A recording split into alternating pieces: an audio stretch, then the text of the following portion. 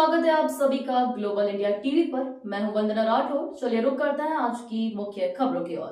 Bharatiya Janata party द्वारा धार में आयोजित केंद्रीय बजट प्रेस वार्ता में राज्यसभा सांसद सुश्री कविता पाटीदार ने बजट के मुख्य बिंदुओं पर प्रकाश डालते हुए बताया कि यह बजट मध्यम वर्ग, किसानों, महिलाओं और युवाओं के लिए विशेष रूप से लाभकारी है। उन्होंने प्रधानमंत्री नरेंद्र मोदी और वित्त मंत्री निर्मला सीतारमण के नेतृत्व में आयकर स्लैब में बढ़ोतरी का उल्लेख करते हुए इसे प्रथम वर्ग के लिए ऐतिहासिक निर्णय बताया। साथ ही स्वास्थ्य, शिक्षा, कृषि, एमएसएमई और बुनियादी ढांचे के क्षेत्र में बजट द्वारा किए गए सुधारों और प्रोत्साहनों की चर्चा की गई। यह बजट आत्मनिर्भर और विकसित भारत की दिशा में बढ़ते कदमों का प्रतीक है। खासतौर पर मध्य प्रदेश के लिए नई मेडिकल सीटों, सड़क निर्माण और किसानों के लिए धन धान्य योजना जैसे प्रावधानों का जिक्र किया गया। सुश्री पाटीदार ने कहा कि यह बजट भारत की अर्थव्यवस्था को मजबूत बनाने और हर वर्ग के कल्याण को सुनिश्चित करने का कार्य करेगा। ग्लोबल इंडिया टीवी के लिए धार से संवाददाता अमर वर्मा की रिपोर्ट।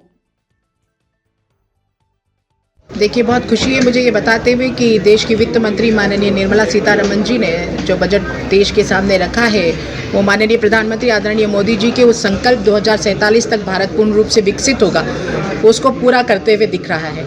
इस बजट में गरीब कल्याण की बातें हैं, इस बजट में युवा को सशक्त करने की बात है, इसमें बजट में नारी को की शक्ति को बढ़ाने की बात है, इस बजट में किसानों के समृद्धि की बात है। किसान, युवा, महिला और गरीब कल्याण, ये चार मजबूत आधार हैं। अगर इन्हें हम सशक्त करेंगे तो ये देश की अर्थव्यवस्था भी सशक्त होगी और मजबूती के साथ हमारा देश आगे बढ़ेगा और जो संकल्प माननीय प्रधानमंत्री जी का है विकसित भारत बनाने का वो भी हम पूर्ण करेंगे। मुझे ये बताते हुए बहुत खुशी है कि मध्यम वर्गीय परिवारों के लिए पहली बार ये बजट बहुत खुशियां लेकर आया है। 12 लाख तक की आय को कर से छूट प्रदान करना निश्चित ही एक मध्यम परिवार के जीवन में खुशियां लाने वाली बात है। किसान क्रेडिट कार्ड की जो लिमिट है ऋण सीमा उसको 3 लाख से बढ़ाकर 5 लाख करना वो निश्चित ही किसानों के लिए बहुत ही लाभदायक है। उसके साथ ही किसान धन धान्य योजना, हमारी दलहनों को आत्मनिर्भर बनाना, ये सारी बातें, मखाना बोर्ड की स्थापना करना, ये निश्चित ही किसानों को प्रगति की राह पर और तेज़ी से आगे बढ़ाने का काम करेगा। युवाओं को जो छोटे उद्योग है उसकी क्रेडिट लिमिट को बढ़ा देना, उसको 5 करोड़ से बढ़ाकर 10 करोड़ करना, सूक्ष्म उद्योगों के लिए 5 लाख की राशि से बढ़ाकर 10 लाख की राशि करना, साथ ही हर व्यक्ति के सिर पर छत हो। इस माननीय प्रधानमंत्री आवास को भी इस बार के लक्ष्य में जो हमारे शहरी जो मध्यम वर्गीय परिवार है उनके लिए करीब 1 लाख तक के घर बनाने का लक्ष्य अगले 5 साल में रखना, ये सारी बातें इस बजट में बहुत सशक्तता के साथ आगे आई हैं। हमें सबको पता है कि जीवन में हेल्थ सबसे बड़ी बात है और इस बजट में पूरे देश में 75,000 नई मेडिकल सीटें बढ़ाना, जिसमें मध्य प्रदेश की भी 2,000 सीटें बढ़ाना, ये निश्चित ही शिक्षा के क्षेत्र में, स्वास्थ्य के क्षेत्र में जो युवाएं शिक्षा लेंगे उनके लिए बहुत अच्छी बात है। साथ ही जो कैंसर्स की बीमारी से, जो बड़ी जानलेवा बीमारी है, ऐसी बीमारियों की जीवन रक्षक दवाएं हैं उसको कस्टम ड्यूटी उस पर से हटा देना, निरोगी काया के लिए जो हम कहते हैं सर्वे भवन्तु सुखिनः सर्वे सन्तु निरामया, उस भाव को कर्मरूप प्रदान करने का माननीय प्रधानमंत्री जी ने किया है। तो चाहे सड़क अधोसंरचना में मध्य प्रदेश को 12,000 करोड़, रेलवे में 23 गुना, जो हम 2014 की जो रेलवे को बजट देखे उसमें आज 23 गुना ज़्यादा बढ़ोतरी करते हुए मध्य प्रदेश को दिया गया है।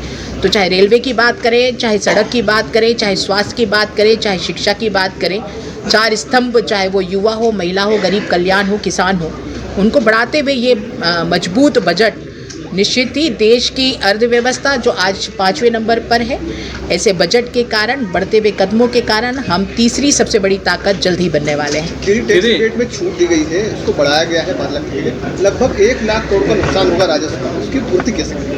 देखिए, मजबूत भारत है, ये बढ़ते हुए कदम भारत के हैं। जो अधोसंरचना है, हमारे किसान उसमें सशक्त भूमिका निभाएंगे, छोटे उद्योग है वो उसमें सशक्त भूमिका निभाएंगे। जीएसटी के माध्यम से जो बंटवारा हर छोटे से छोटे व्यक्ति से बड़े व्यक्ति को किया है वो उसमें सशक्त भूमिका निभाएंगे।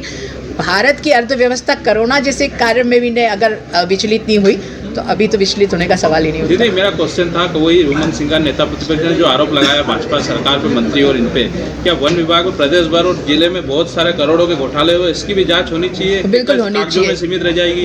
बिल्कुल, क्योंकि ये तो वही बात हो गई 900 चूहे खाकर बिल्ली हज को चली। निश्चित उन्होंने जो भ्रष्टाचार किया उसकी भी जांच होनी चाहिए। और माननीय मोदी जी ने तो ये कहा है, ना तो मैं खाऊंगा ना किसी को खाने दूंगा, तो जो उन्होंने किया उसकी भी जांच होनी चाहिए।